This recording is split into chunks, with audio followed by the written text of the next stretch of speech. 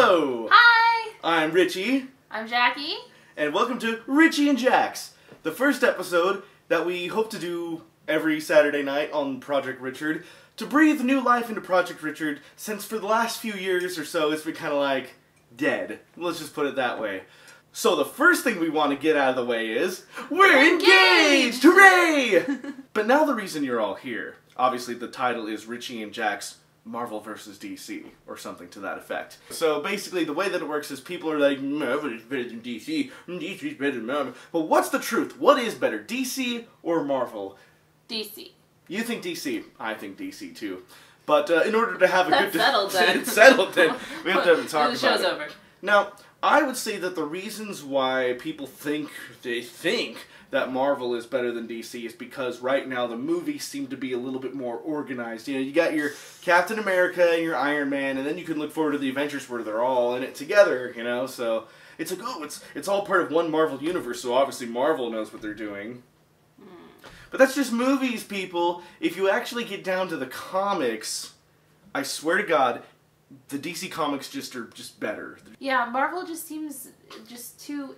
I know they're trying to go for a more young crowd with that kind of stuff, but...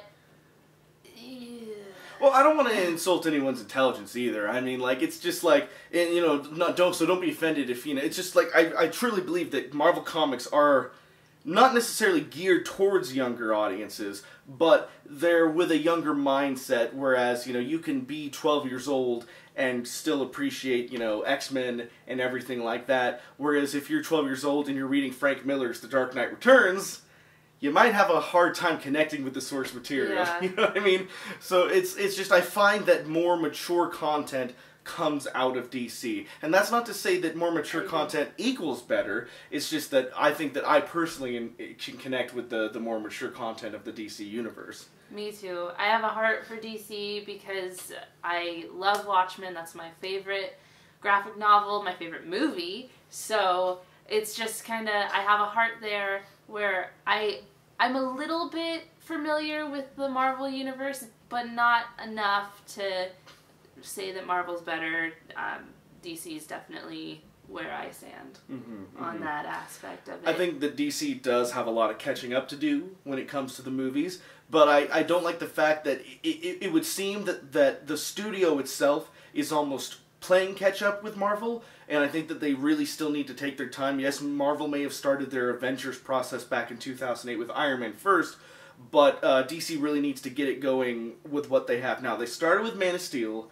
They're jumping right into Batman, Superman, and I don't really have a problem with that as long as it's a good movie. And I think that Zack Snyder has it in good hands. He's going to do a good job, and I think the Batman, Superman, it's going to be good. I have yet to see a Zack Snyder film that I truly disliked. I enjoyed 300. I love Watchmen. I really like Man of Steel. The Dawn of the Dead remake. Sucker Punch. Sucker Punch. But I never saw Sucker Punch. Ooh, I did, and it was good.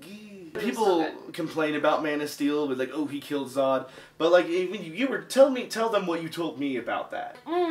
There's something missing in this script. What is it? And then they're like, well, Goyer, do you think that maybe Superman should kill General Zod? And Goyer was like, well, Snyder, Well, Snyder, old chum.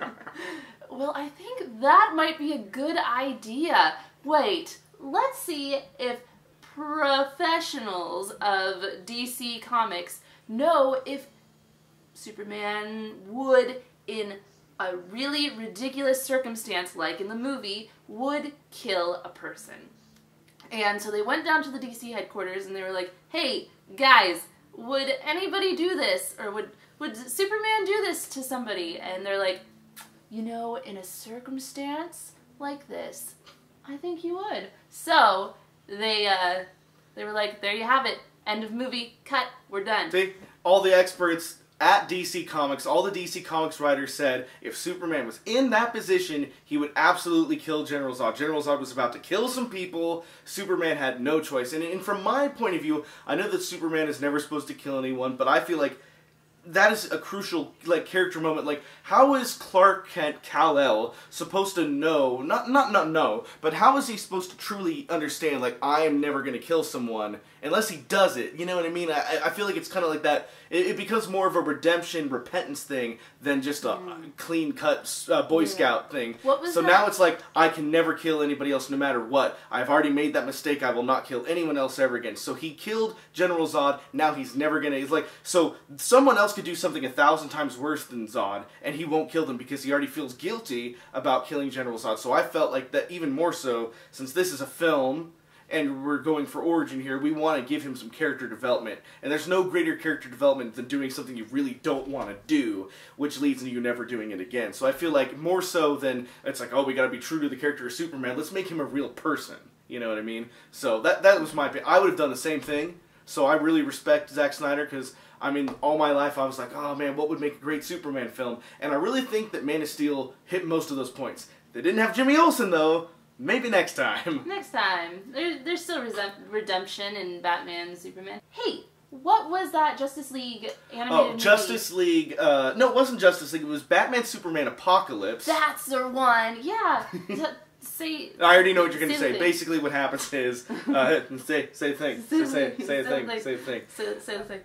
Basically, Batman, Superman, Wonder Woman, and all of her girls are all fighting all these Doomsday clones, and you're getting all killed and everything, so Superman's like, you know what, I'm going to have to kill all these clones. He could have killed them from the beginning of the battle, but he didn't want to kill, but halfway through that battle, when he saw that people were dying, he went up into the sky, used his laser vision, and just annihilated all the Doomsday clones. So, fact, when the circumstances absolutely call for it, and if people or innocent people are going to die, and there's no reason why they have to die, if Superman can do something about it, he will kill if he absolutely has to. So, I think that the thing is, it's not that, you know, like, if Superman kills someone, it doesn't mean that he's a bad person. It just means that he will not kill anybody unless it absolutely calls for it. And yes, sometimes it absolutely calls for it. Superman, so I believe that Superman's moral dilemma isn't all, like, black and white like that. I feel like there is some leeway, and I feel like the closer we get to the gray, the better it becomes. I mean, I know some people are like, oh no, Superman has to be the absolute moral authority, but that makes him less of a person. Yeah. He doesn't have to be this complete God character for us to appreciate Superman. In fact, I appreciate Superman more the more real he is. And I think that was the direction that Zack Snyder was trying to go with the character. But not too real. I mean, that's the thing. I mean, I enjoy Christopher Nolan's Batman. For more on this, see my Wiki Richie on Batman. No. But basically, I enjoy Christopher Nolan's Batman movies, but they're not perfect Batman movies by any standard. I mean, we were talking the other day. I think that when it comes to, like, the look, the feel of Batman, honestly, the movie that got it the closest was probably Batman Returns. Yeah. Because Batman Returns is more of how I feel like how a Batman movie should feel like. So I think that was the closest. Yeah. But, of course, after Batman and Robin, the movie Batman and Robin, they, of course, wanted to make it as serious as possible. So that's why they had Nolan do Batman Begins and everything after. But Batman Begins, The Dark Knight, and The Dark Knight Rises, those movies, good movies. Not the greatest adaptations, though, of Batman. I want you to understand this. There's a big difference between an adaptation and a good movie. A movie can be a horrible adaptation and a great movie, or a horrible movie and a great adaptation. I could think of examples, but it would take forever. But basically, Christopher Nolan's Batman trilogy, they are great movies, at least the first two, but horrible adaptations of Batman, in my opinion. Like, I really feel like Batman deserves his day of getting a fantastic screen treatment. And maybe when they finally do a screen version of The Killing Joke, we'll actually get there. But until then, the straight-to-DVD movie cartoons that DC is releasing is probably the best we're going to get to the comics right now. I really think that they should do live-action graphic novel recreations, and, you know, like they do with the animated series, or the animated movies. I think they should do live-action versions instead of kind of trying to piece a bunch of different stories from the comic together. That's what I'm saying. If I was in charge, I wouldn't even start with like an origin. Like, we know where Batman comes from. We know where Superman comes from. We know these characters. It's like, okay, we know these characters. Let's just have a movie start with that knowledge, and it's like, it could be any Batman story, but let's do like a specific, like, why not make a Killing Joke movie? It doesn't even have to be Christian Bale or Ben Affleck. It could just be some guy as Batman doing that Batman story. But like, it should be somebody consistent. maybe that's your thing. I don't care. Like every straight to DVD DC cartoon usually has most of the time it is Kevin Conroy, but often it's a different person playing the voice of Batman. It's a different person playing the voice of the Joker, etc. Like that's the thing for me. Different artists come in, and Batman and Joker look different all the time depending on who's doing the artwork for the comic book. So I don't really care who the actor is. Not really. I mean, like, let's just get like, find a good Batman, find a good Joker, go. And when we do the next Batman movie, if they want to do it again, cool. If not, we'll find different people to replace them. That's what I was saying. It's like, in my video, I hope I wasn't being too insensitive in my Wiki Richie a couple years ago, but seriously, I love Heath Ledger, but he died. Why didn't we get someone else to be the Joker in the third Batman movie? Again, watch the Wiki Richie. Yeah, I think that's where we have our differences. I think that it's too weird seeing somebody else. It's too like altering seeing somebody new playing a character that you were expecting. I guess if it was supposed to be in the same continuity, but I feel like you can have like a movie based on The Killing Joke, and then 2 years later make a movie based on Dark Knight Returns, and one of those is by Alan Moore, and one of those is by Frank Miller, and since they make completely different Batman stories already, I feel like it kind of leads to different people playing those characters. Because the Joker in The Killing Joke is a completely different Joker than the Joker in Dark Knight Returns, so why don't we have someone else playing him? I mean, that was the thought process going through my head. I mean, Michael Emerson, for example, does the voice of the Joker in the Dark Knight Returns cartoon, completely different than how Mark Hamill did it in the animated series, because he's just a completely different Joker. Yeah, I like Mark Hamill doing it. I did not like Joe DiMaggio doing it. Oh, Joe DiMaggio, or is it Joe or John DiMaggio? I think it's Joe DiMaggio. I have no...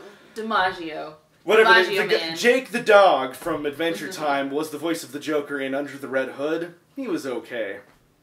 Well, I mean, but Mark Hamill is, of course, my favorite because I grew up with Mark Hamill, and he's, awesome. Duetti retired. Yeah. He said that he would come out of retirement for a Killing Joke. Yes, that's right. If they made an animated movie based on the Killing Joke, he would return as the voice. So, DC? Killing Joke. Get on that stuff. Go. Well, I'm sure we've bored your minds off, so I think this is where Richie and Jax call it a day today. This has been an exciting episode of Richie and Jax. I'm Richie. I'm Jax. And we'll see you, hopefully, if we continue doing this show, next Saturday. And